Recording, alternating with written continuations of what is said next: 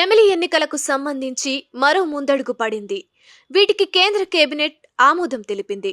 ప్రధానమంత్రి నరేంద్ర మోదీ అధ్యక్షతన జరిగిన కేంద్ర మంత్రివర్గ సమావేశంలో ఈ నిర్ణయం తీసుకున్నారు.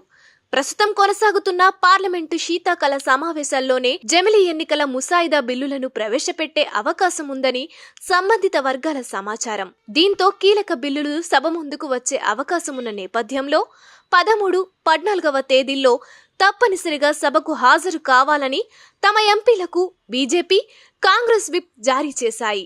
జమిలి ఎన్నికలపై భిన్నాభిప్రాయాలు వ్యక్తమవుతోన్న వేళ దీనిపై ఏకాభిప్రాయం సాధించేందుకు ప్రభుత్వం ప్రయత్నిస్తున్నట్లు సమాచారం. విస్తృత సంప్రదింపుల కోసం జాయింట్ పార్లమెంటరీ కమిటీకి ఈ బిల్లును సిఫార్సు చేయాలని ప్రభుత్వం యోచిస్తున్నట్లు తెలుస్తోంది. దీని ద్వారా వివిధ రాష్ట్రాల శాసనసభ స్పీకర్లతోనూ సంప్రదింపులు జరిపేందుకు ప్రభుత్వం ఆసక్తిగా ఉన్నట్లు సమాచారం.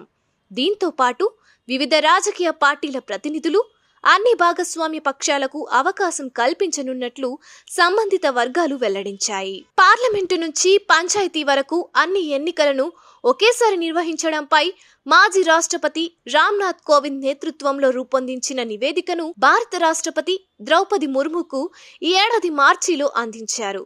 అనంతరం కోవింద్ కమిటీ ఇచ్చిన సిఫార్సులకు కేంద్ర మంత్రివర్గం ఈ సెప్టెంబర్లోనే పచ్చజెండా ఊపింది. తాజా పార్లమెంటు సమావేశాల్లోనే ఈ బిల్లులను పార్లమెంటులో ప్రవేశపెట్టాలని భావిస్తున్న ప్రభుత్వం తాజాగా కేంద్ర కేబినెట్లో ఆమోదముద్ర వేసింది. దేశవ్యాప్తంగా ఒకేసారి ఎన్నికల ప్రతిపాదనలను 30కి పైగా పార్టీలు సమర్థించగా కాంగ్రెస్ సహా 15 పార్టీలు వ్యతిరేకిస్తున్నాయి. ఈ ప్రతిపాదన ఆచరణాత్మకమైనది కాదని కాంగ్రెస్ పేర్కొంటోంది. తమ పార్టీ జమిలి ఎన్నికలకు మద్దతివ్వడం లేదని, ప్రజాస్వామ్యం మనుగడ సాగించాలంటే ఎప్పుడు అవసరమైతే అప్పుడు ఎన్నికలు నిర్వహించాలని వాదిస్తోంది.